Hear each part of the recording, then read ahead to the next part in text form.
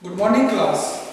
Today we are going to study about the interior of the earth.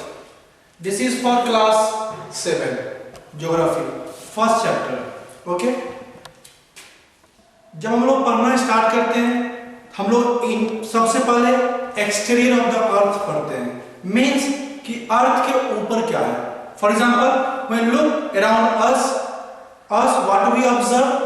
We observe that on the earth there is Himalaya, there is river, there is agricultural fields, lots of buildings and more things we observe on the earth. But in this class we are going to look inside the earth. हम लोग इस class में अर्थ के inside देखने जाएंगे कि वहां पे किस टाइप का कंस्ट्रक्शन है अर्थ का. ठीक है. इसके लिए सबसे पहले क्या करते हैं, एक्चुअली जो हम लोग है ना, अगर अर्थ के इनसाइड माइंस करें मतलब ड्रिल करें तो मैक्सिमम अभी तक जो है 4 किलोमीटर तक ड्रिल किया गया है, जो कि साउथ अफ्रीका में एक माइंस है, गोल्ड माइंस है, जहां पे 4 किलोमीटर तक ड्रिल किया जा चुका है. तो मैक्सिमम हम लोग जो है जो भी मटेरियल होते हैं ड्रिलिंग प्रोसेस के बाद वहां पे क्या होता है, हम लोग देखते हैं ड्रिल करने के बाद जो मटेरियल मिलता है उसके बेस पे हम लोग ये ऑब्जर्वेशन करते हैं कि अर्थ क्या क्या चीजों से बना हुआ है.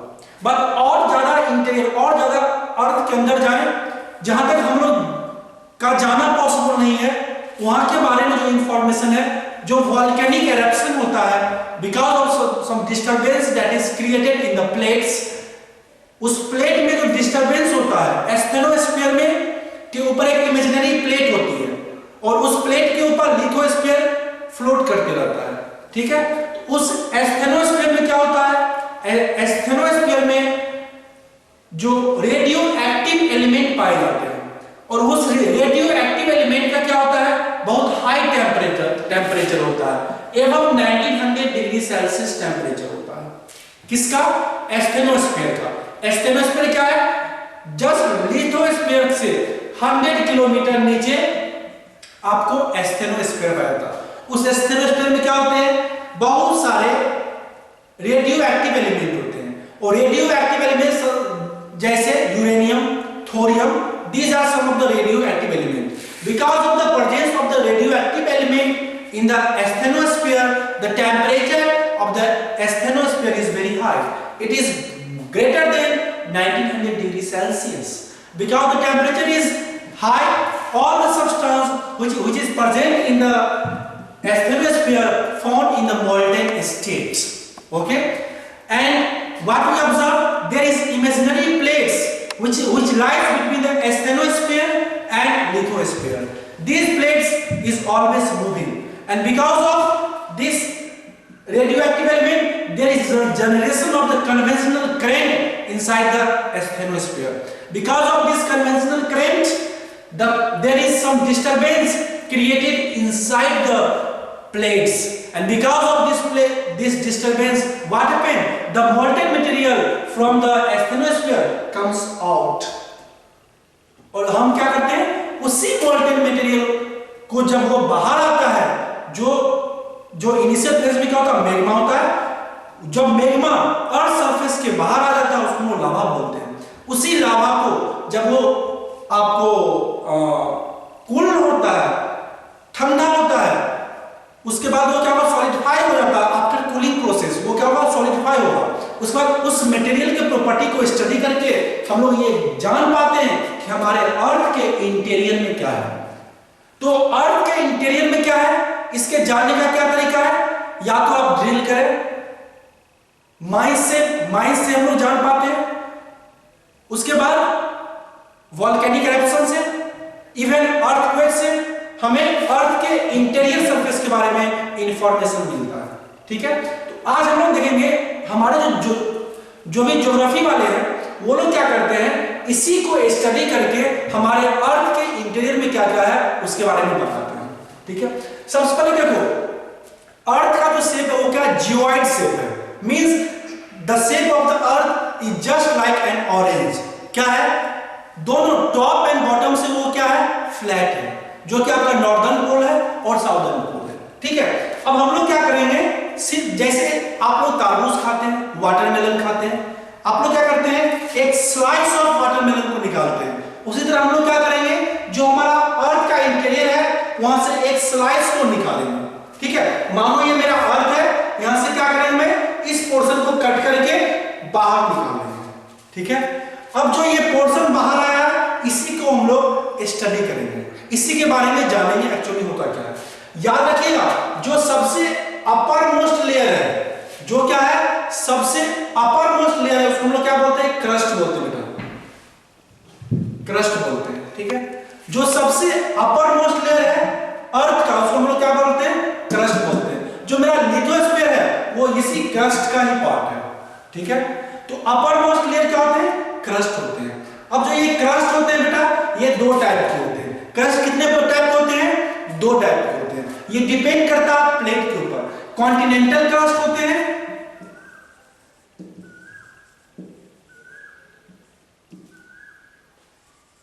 Continental crust and ocean current,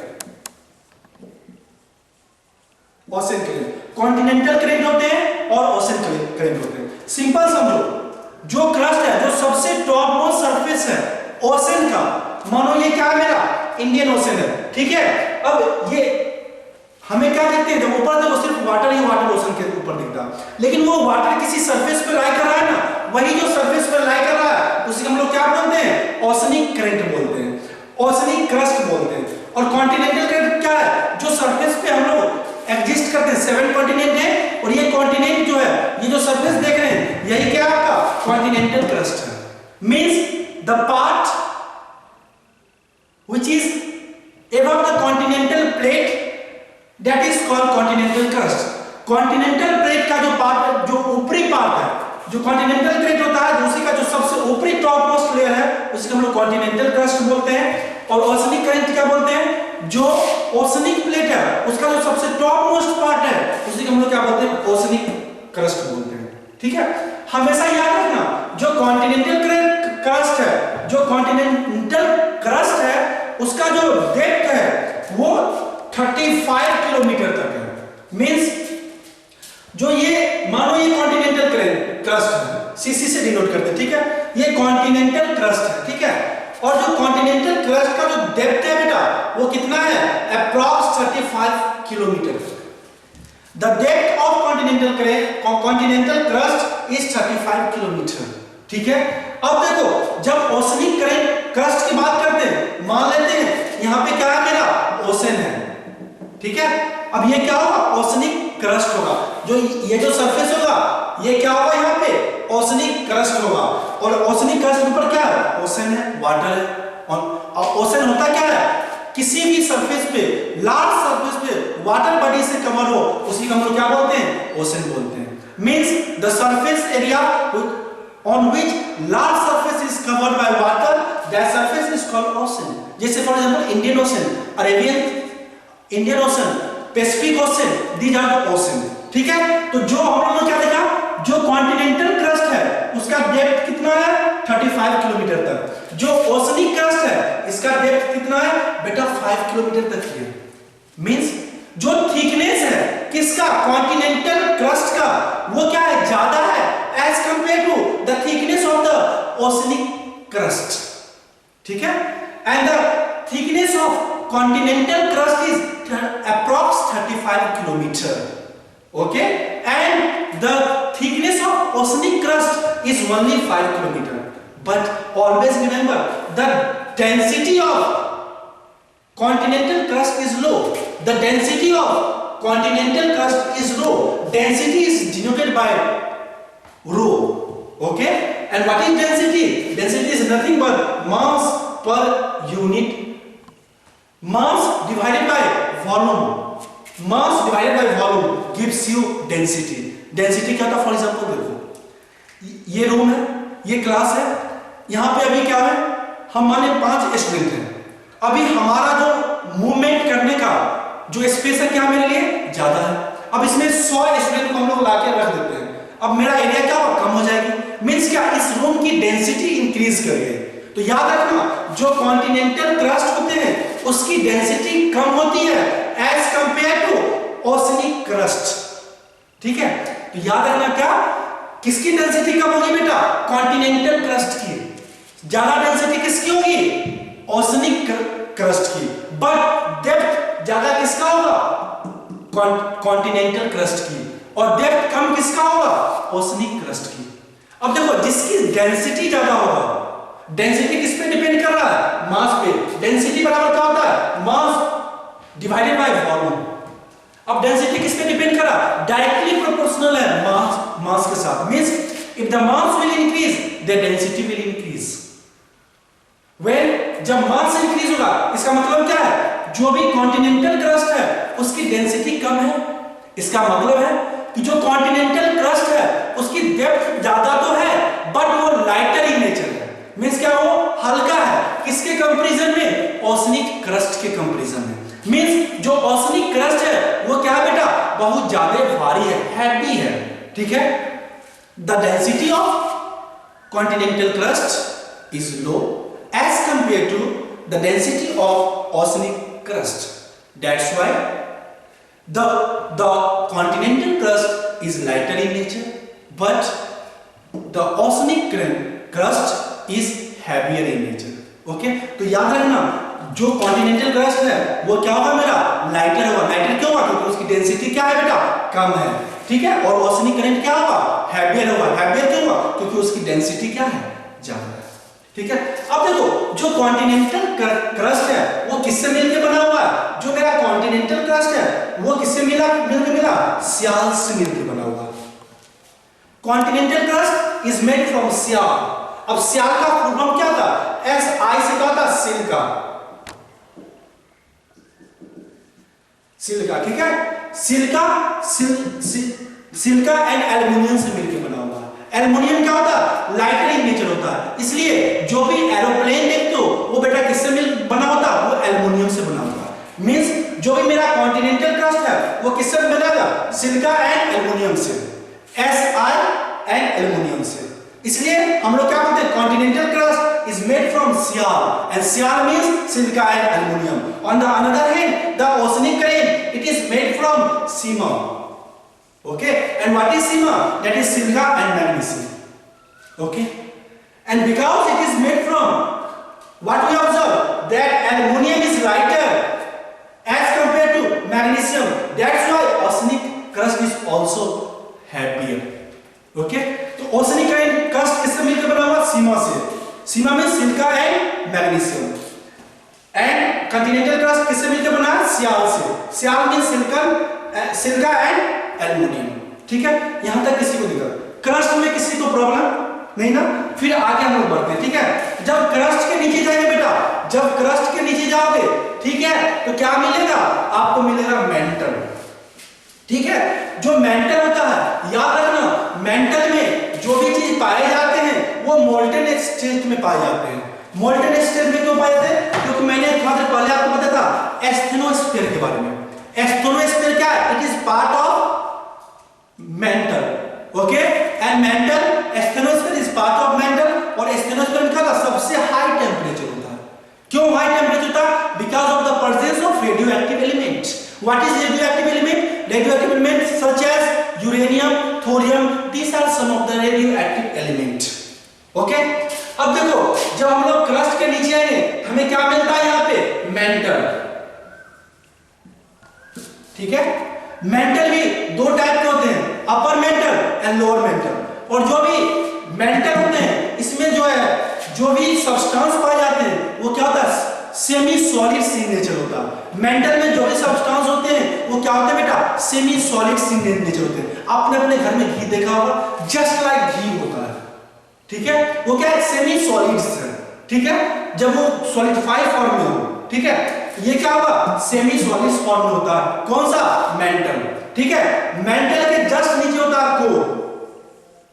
ठीक है, तो सबसे इंटीरियर पार्ट ऑफ अर्थ क्या है, कोर। मिडिल पार्ट में क्या है, मेंटल। मेंटल कितने होते हैं, दो टाइप होते हैं, अपर मेंटल, लोअर मेंटल। सबसे टॉप मोस्ट पार्ट में क्या होता है, क्रस्ट। जो कोर होता है ये भी क्या होता है, दो टाइप का होता है। एक क्या होता है, अपर कोर, दूसरा क्या होता है inner core, upper core and inner core. याद रखिएगा जो भी अपर कोर है, कोर को हम लोग दो भाग में बांटेंगे, एक क्या होता है अपर कोर, दूसरा क्या होता है इनर कोर। ठीक है, जो मेरा अपर कोर है, ये अपर कोर है, हमेशा याद रखिएगा, क्योंकि ये क्या करता है मेंटल, जो मेंटल में है, और मेंटल में होता सब कुछ मॉल्टन स्टेट में पाया जाता है, हाई टेम्परेचर में रेडियो एक्टिव एलिमेंट पाए जाते हैं, उस रेडियो एक्टिव एलिमेंट के कारण वहां पे क्या होता है टेम्परेचर हाई होते हैं, जबकि वहां पे जब टेम्परेचर हाई होगा तो इसी कारण क्या होता है जो मेरा अपर कोर होता है ये भी क्या होता है इसमें लिक्विड फॉर्म में होता है। क्या होता है अपर कोर क्या होता है लिक्विड फॉर्म होता है, बट इनर कोर जो है वो क्या मेरा सॉलिड फॉर्म में होता है। इनर कोर क्या होता है सॉलिड फॉर्म में होता है। ठीक है, अब याद रखना कोर जो है वो किससे बना होता है निकल एंड Fe आयरन से, नेफी से बना होता है। कोर किससे मिलकर बना होता है नेफी से, नेफी मींस निकल एंड आयरन। तो आप बताइए निकल और आयरन, आयरन कहां से पाया जाएगा कोर में पाया जाता है। ठीक है, और कोर में क्या दो पार्ट होते हैं, एक होते हैं अपर कोर, दूसरे होते हैं इनर कोर। जो अपर कोर होते हैं उस क्या होता है वहां पे लिक्विड फॉर्म में पाए जाते हैं, जो इनर कोर होते हैं वो सॉलिड फॉर्म में पाए जाते हैं। ठीक है, और याद रखना निकल एंड फेरस आयरन क्या है सबसे हैवी एलिमेंट है जो कि हमारे कोर में पाया जाता है। ठीक है, अब अभी तक हम लोगों ने क्या पढ़ा क्रस्ट के बारे में। क्रस्ट किससे मिलकर बना होता है, जो कॉन्टिनेंटल क्रस्ट होता है वो किससे मिलकर बना होता है सिंपली सियाल से। ठीक है, और जो ओशनिक क्रस्ट होता है वो किससे मिलकर बना होता है सीमा से। ठीक है, तो देखो ये इससे मिलके क्रस्ट बना होता है। ठीक है, डेप्थ के बारे में हम लोगों ने पढ़ा, फिर मेंटल के बारे में पढ़ा। मेंटल में क्या होता है स्टेनोस्फीयर होते हैं, वहां पे क्या होते हैं सेमी सॉलिड के फॉर्म में पाए जाते हैं। उसके बाद हम लोग कोर के बारे में पढ़े। ठीक है, ये स्ट्रक्चर है किसका इनसाइड द अर्थ सरफेस का। अब क्या होता है जब यही, अब हम आते हैं मेंटल में। जब मेंटल से क्या होता है बेटा, जब मेंटल से मॉल्टेन स्टेट वॉल्केनिक एरप्शन के कारण ऑन द सरफेस पे आता है, तो वही क्या करता है रॉक्स का फॉर्मेशन होता है, रॉक्स का फॉर्मेशन होता है। अब हम लोग किसके बारे में पढ़ने जाएंगे, हम लोग अब सीधे रॉक्स के बारे में पढ़ने जाएंगे। ठीक है, रॉक्स होता क्या है तो याद रखना rocks there are 3 types of rocks. सबसे पहले रॉक्स होता क्या, रॉक्स कुछ नहीं एक ऐसा सब्सटेंस होता है जो मिनरल्स मिलकर बना होता है। Rocks are made from minerals. Okay, what is rocks? Rocks is nothing but it is made from minerals। जैसे देखे थे कैसे हम लोगों ने क्या देखा था, देखो जो मॉल्टेन स्टेट जो बाहर आते हैं उसमें क्या होते हैं बहुत सारे मिनरल्स पाए जाते हैं, वही मिनरल्स जो बाहर आते हैं और वही मिनरल्स क्या होते हैं हाई टेम्परेचर प्रेशर पे बाहर आने के बाद कंडेंस करके कूल करके सॉलिडिफाई होते हैं और रॉक्स का फॉर्मेशन होते हैं। इसलिए जो भी रॉक्स होंगे वो बेटा किससे मिलकर बना होगा मिनरल से बना होगा। ठीक है, जिसमें कोल है ये भी क्या है एक रॉक्स है जिसमें क्या है मिनरल्स होते हैं, कार्बन पाए जाते हैं। ठीक है, डायमंड पाए जाते हैं, ग्रेफाइट के फॉर्म में पाए जाते हैं, जो पेंसिल हम लोग यूज करते हैं इन ग्रेफाइट के फॉर्म में। ठीक है, रॉक्स कितने टाइप के होते हैं igneous rocks, sedimentary rocks and metamorphic rocks. ठीक है, अभी हम लोग क्या पढ़े इग्नियस रॉक,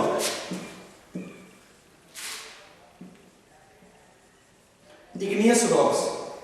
ठीक है, उसके बाद हम लोग क्या पढ़ेंगे सेडिमेंट्री रॉक्स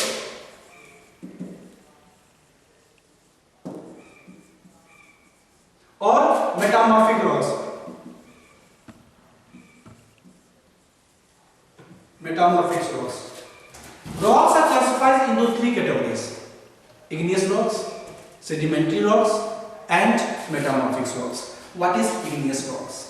याद रखिएगा igneous rocks is also called volcanic rocks because it is formed directly from the process of volcanic eruption. ठीक है, जो एस्थेनोस्फीयर में जो मोल्टेन स्टेट में सब्सटेंस पाए जाते हैं वही सब्सटेंस क्या होते हैं वॉल्केनिक एरप्शन में बाहर आते हैं।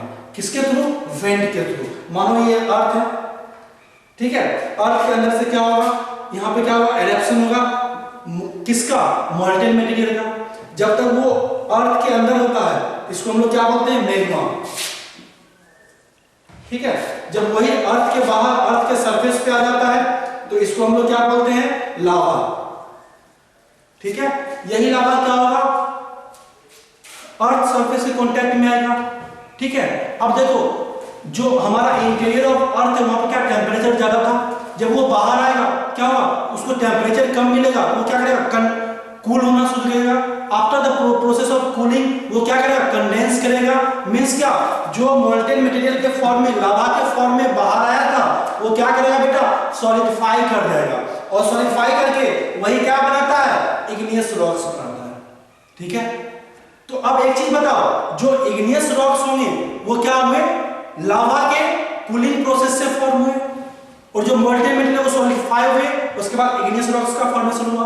इसलिए सबसे प्राइमरी रॉक्स किसको बोलते हैं हम लोग? इग्नियस रॉक्स को बोलते हैं। ठीक है, जो इग्नियस, जैसे मानो क्या है, यहां पे वोल्केनिक एरप्शन हो, ठीक है, मान लेते हैं यहां पे क्या हो? वोल्केनिक एरप्शन हो, जो मैग्मा है वो लावा के फॉर्म में क्या हो? बाहर आए। जब वो अर्थ के सरफेस पे आएगा तो क्या होगा? आफ्टर सम टाइम वो क्या होगा? एटमॉस्फेयर के कांटेक्ट में आएगा। जब वो एटमॉस्फेयर के कांटेक्ट में आएगा तो क्या होगा? वो कूल होना स्टार्ट करेगा। जब वो कूल होना स्टार्ट करेगा, अभी ये जो लिक्विड के फॉर्म में था वो क्या होगा? कूल होगा। कूल होने के बाद क्या होगा? कंडेंस करेगा। कंडेंस होकर क्या होगा? सॉलिड फॉर्म में कन्वर्ट होगा। और यही सॉलिड फॉर्म में जो रॉक्स होते हैं, यही आपको क्या होते हैं? इग्नियस रॉक्स होते हैं। द बेस्ट एग्जांपल जो हमारा साउथ इंडिया का जो पार्ट देखते हो, डेक्कन प्लेटू देखते हो, डेक्कन प्लेटू किससे मिलकर बना होता है? इग्नियस रॉक्स से बना हुआ है। क्यों? क्योंकि वो वोल्केनिक एरप्शन से डेक्कन प्लेटू का फॉर्मेशन हुआ है। ठीक है, और उसमें क्या होता है? बेसाल्ट पाए जाते हैं। ठीक है, बेसाल्ट से मिलकर बना हुआ है। ठीक है, तो आप इग्नियस रॉक्स, अब एक चीज बताओ, क्योंकि ये प्राइमरी रॉक्स है, इग्नियस रॉक्स कैसा है? प्राइमरी रॉक्स है, इसको हम लोग क्या बोलते हैं? वोल्केनिक रॉक्स भी बोलते हैं। जब इस रॉक्स का फॉर्मेशन होता है क्या होता है? इसका हाई टेम्परेचर मोल्टेन में स्टेट में होता है, बहुत हाई टेम्परेचर में होता है, जो रेडियो एक्टिव एलिमेंट होते हैं। तो एक चीज बताओ, क्या इस इग्नियस रॉक्स में हमको ऑर्गेनिक सब्सटेंस मिलेंगे? प्लांट या एनिमल्स का रिमेन्स मिलेगा? नहीं बेटा, हमेशा याद रखना, इग्नियस रॉक्स में प्लांट या एनिमल्स का रिमेन्स नहीं मिलता है। क्यों नहीं मिलता? क्योंकि ये मोल्टेन स्टेट में अर्थ के अंदर से बाहर आता है। ठीक है, इसलिए जो इग्नियस रॉक्स होते हैं इसमें हमको प्लांट, एनिमल, इसके रिमेन्स नहीं पाए जाते हैं, मतलब ऑर्गेनिक सब्सटेंस नहीं पाया जाता। अब एक क्वेश्चन है, ऑर्गेनिक सब्सटेंस होता क्या है? जो भी सब्सटेंस CH से मिलकर बना हो उसी का हम लोग क्या बोलते हैं बेटा? ऑर्गेनिक सब्सटेंस बोलते हैं। जो सब्सटेंस में CH नहीं पाया जाएगा, CH ग्रुप नहीं पाया जाएगा, वो सब्सटेंस इनऑर्गेनिक सब्सटेंस कहलाएगा। जैसे हमारा बॉडी है वो किससे बना हुआ है? उसमें क्या है? कार्बन और हाइड्रोजन पाए जाते हैं, इसलिए मेरा बॉडी क्या है? ऑर्गेनिक सब्सटेंस है। लिविंग सब्सटेंस क्या है? ऑर्गेनिक सब्सटेंस है। याद रखना, इग्नियस रॉक्स में क्या नहीं पाए जाते बेटा? इग्नियस रॉक्स में क्या नहीं पाए जाते हैं? इग्नियस रॉक्स में ऑर्गेनिक सब्सटेंस नहीं पाए जाते, मतलब प्लांट का रिमेन्स नहीं पाया जाता, एनिमल्स का रिमेन्स नहीं पाया जाता। अब क्या देखो, सिंपली देखो, इग्नियस रॉक्स का फॉर्मेशन हो गया। अब क्या होगा? वेदरिंग फिनोमेना के कारण, वेदरिंग फिनोमेना क्या होता है? रेनफॉल, एयर, क्या होगा? इस पे क्या होगा? एक फोर्स लगेगा। ठीक है, जब उस पे क्या, जैसे मानो डेक्कन प्लेटू है, उस पे क्या होगा? हम एक हाई लैंड है, उस पे क्या होगा? एक फोर्स आके स्ट्राइक करेगा। एयर, विंड का फोर्स, वाटर का फोर्स, वाटर करंट, रेनफॉल या अलग अलग ह्यूमन एक्टिविटीज, इसके कारण क्या होगा? इस सरफेस का क्या होगा? इरोजन स्टार्ट होगा। अब मानो, अगर मानो यहां से वाटर आ रही है, अब इस पे क्या है?